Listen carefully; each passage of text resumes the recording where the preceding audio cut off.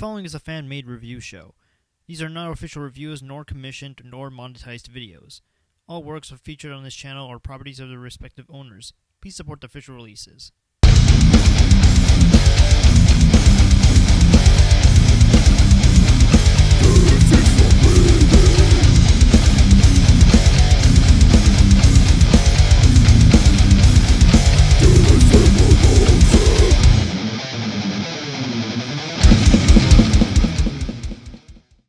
It's no secret for those who have been following my channel since the beginning that I love the Higurashi franchise.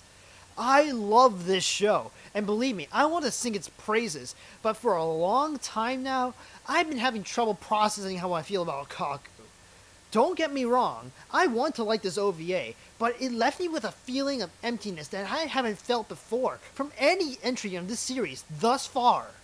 In every installment thus far, including Rei and Kira, I felt something genuine, whether it be disapproval, hate, or something worthy of praise, like making me laugh or making me feel the terror of an intense situation the characters find themselves in. While Kaku succeeds in providing an intense atmosphere and situations to put the characters in, the OVA feels unfinished, and considering the last two OVA series that came out of Higurashi, that's saying a lot.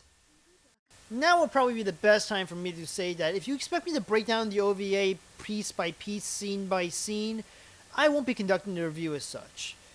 There's a reason for the change of format, and to be perfectly honest, as far as the OVA's narrative is concerned, I don't know what the hell Kaku is trying to accomplish here.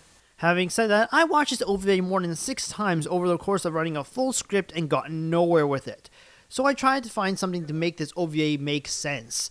What I found was a short story written by Ryukishi 7 titled Higurashi Outbreak. It was bundled together with copies of Higurashi Daybreak, a Higurashi third-person shooter on the PSP, thus made exclusively limited. However, tracking down the story proved to be a lost cause as information on this short story was not as readily available as I thought. All I pretty much found was that it exists in some form or another, but nevertheless, it did not ease the confusion I had with the special. This story, I'm convinced, does not even exist. Not to mention that the game the story was bundled with was sold solely in Japan, and being a Canadian, I'm shit out of luck and at the mercy of whatever Google spits out at me, which put me in a very rough position, as I'm still trying to fully grasp what the hell I just watched. With the short story being impossible to track down, at least in my country, I wrote the first draft of the script to see if I can overcome that obstacle. What came of it was practically a Wikipedia plot summary of the OVA for 6 pages, with some analysis thrown in between and my final thoughts closing out the episode. Since then, I debated whether or not I should put the effort into making that rendition into a full-length episode, so I fully questioned and reevaluated my thoughts into this script rather than salvaging the former. A lesson I learned the hard way with the High School of the Dead review. With that heavy-handed explanation out of the way, let's begin this review by discussing the OVA story. The story follows our main characters and the village of Himizawa as they experience firsthand the beginnings of a viral outbreak as Himizawa is put under quarantine by shady government officials with a questionable agenda. For the sake of the review, the brief synopsis I'm trying to relay here is the best I can do without touching upon any major spoilers so far. And that's because most of the problems I have with the OVA stem from the plot and how the series chose to handle itself with this entry. Not to mention the confusing continuity. Boy, that's a fucking doozy!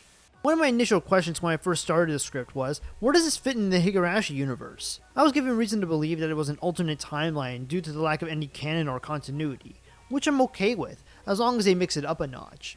Kira was self-serving and it was its own separate thing, which separated from the bunch, taking the comedic route and rolling with it. I can't say the same for Rei because of the 3-episode arc dropping between 2 comedic episodes, which provided an epilogue to Higurashi as a whole, set 2 months after the events of Higurashi Kai. I wasn't expecting that, but it was a good arc nonetheless. As for how I want to count these comedic episodes as canon, I want to count them as miscellaneous.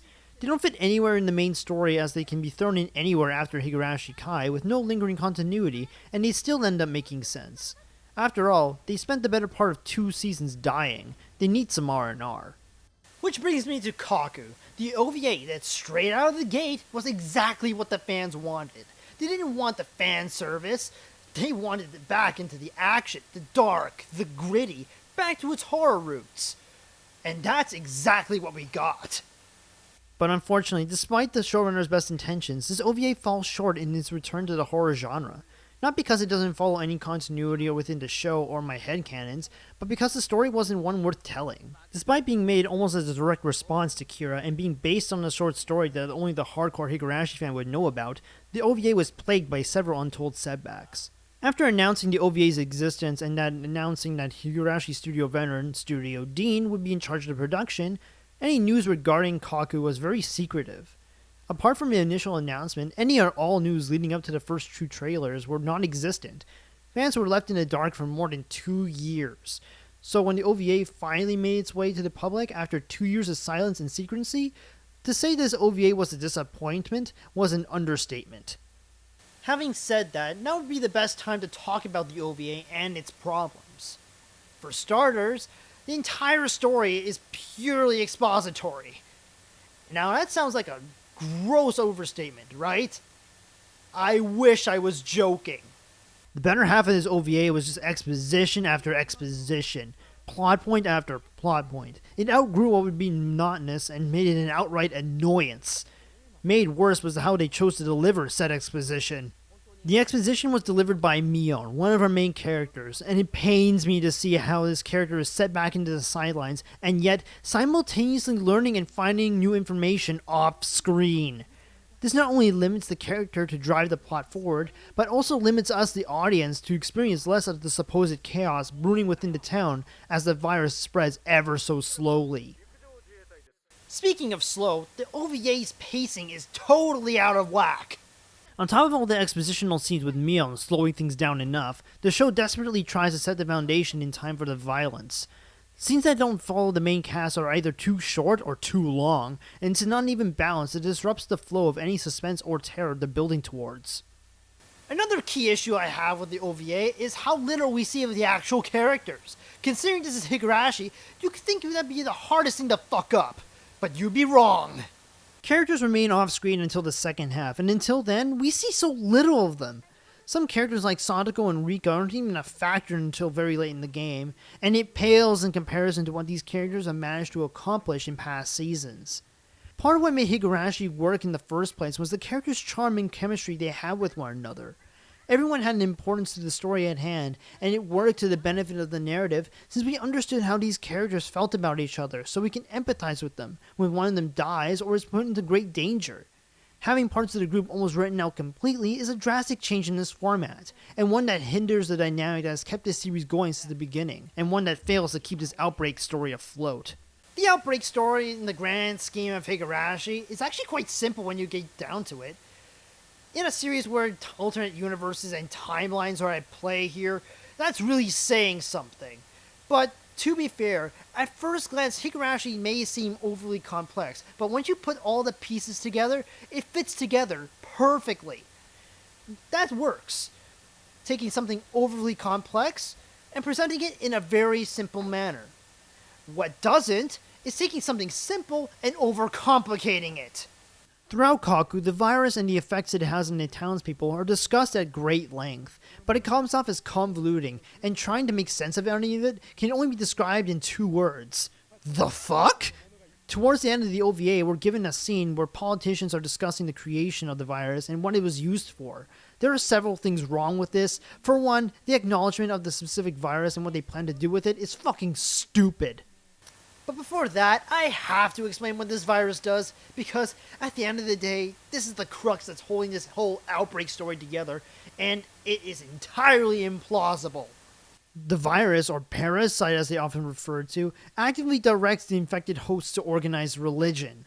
So apparently, the UN wanted to destroy the virus, but ultimately let it slide as any further action would resemble ethnic cleansing programs.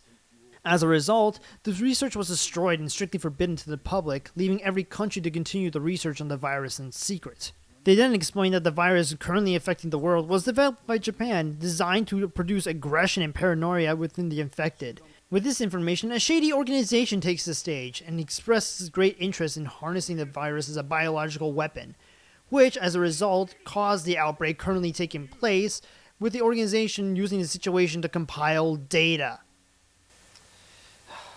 Yeah, Kaku, we've hit a new low here.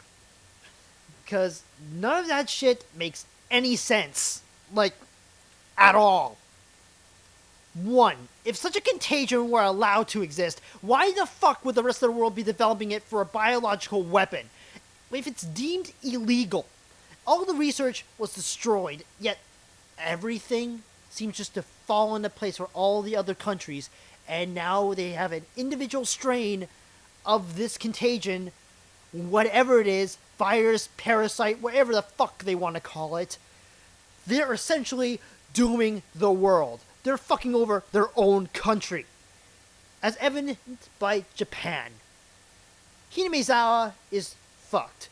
Japan is in uproar, and the government doesn't know what the fuck to do. So, that's smarts, huh? 2. If they're compiling data, which a shady organization is, that makes no sense. Because what use is data if you're all dead? Because the virus shown to have no cure. Okay? There is no cure. So, what's the point of compiling data if that data is never going to be put to use by anyone outside of that room? Any logic here is just thrown out the window, and it's not terrifying, it's not clever, it's stupid. Then you bring religion into it? Why? What does that have to do with anything? When I sat down and watched Kaku, I thought I was going to get a first-hand account of the great Higurashi disaster. Fans of the show know this event as the ultimate fuck you ending. Everyone dies. No exceptions. This would have been more preferable than taking a stab at religion, which at the end of the day doesn't flat out belong in Higurashi, period. For fuck's sake, the show's cast as a demigod in their entourage. This commentary has no ground. On top of everything I've said up to this point, the greatest injustice OVA has to offer is with its ending. Much like the virus, the ending makes no sense whatsoever, and yet they pass it off as something important, but it comes off as weak and underwritten, and that's because it is. This OVA tries to make Rika important in its final moments, but it fails to do so because it was written so poorly. It felt like a last-minute addition, which is inexcusable. This 50-minute OVA took almost 2 years to put together, and with this lazy of a script doesn't help its cause. Now, after I tore into this OVA like a rabid dog, you must be asking yourselves, is there anything he likes about Kaku? Well, yeah. It is only when the OVA reaches its halfway mark we retreated to what we thought the OVA was in the first place. And by God, they delivered. The second half of this OVA is fucking intense, full of surprises and unexpected character deaths. This is Higurashi at its violent best, and trust me, it is awesome. Any reason to see Keiichi and Rena kick ass and take names, it's enough to keep me watching. The expositional dialogue, although lengthy, provides an interesting dynamic between our main leads and the audience. As we're learning information as the characters do, it provides some level of intrigue on a narrative level. Anything other than that, I would just be grasping at straws. But there is one way for the show to redeem itself, and that is to release more episodes. If I can say one positive thing about the ending, it has potential. The free range of possibilities of handling Higurashi in the post-apocalyptic setting is too great not to take advantage of, and I can definitely see it leading up to something like that. But with the lack of new content, it makes it look like this OVA is a standalone piece, and I reviewed it as such. Following the release of this OVA on August 15, 2013, no other episodes have been produced, and the official Higurashi Kaku site has been taken down in place for some arcade gambling game. No new episodes have been announced to my knowledge as of this recording, but if they do manage to get this series rolling again, it would change the outlook of how I view this entirely. Opinions change over time, and if the series ever decides to get back on its feet again and release new episodes, I'd be more than happy to reevaluate it. Until then, I'm the Gorehound, and I'll see you guys next time.